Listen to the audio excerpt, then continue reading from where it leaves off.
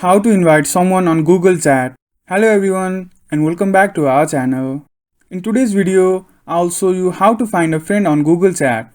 Before we begin, please ensure your app is up to date. To check for updates, go to your App Store or Play Store and type Google Chat in the search bar and tap on the Google Chat icon. If you see an update button, click on it.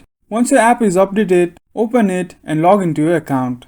To add or find a friend, tap on the new chat button, then enter your friend's name or email address. I will enter my friend's email now. After you type in the email or name, you will see results below. Select your friend's profile.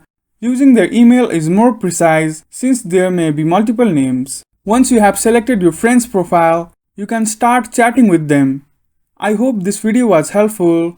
If it was, please like, comment and subscribe, and don't forget to turn on the notification bell to get updates whenever we upload new videos. Thank you for watching and we will see you again in the next video.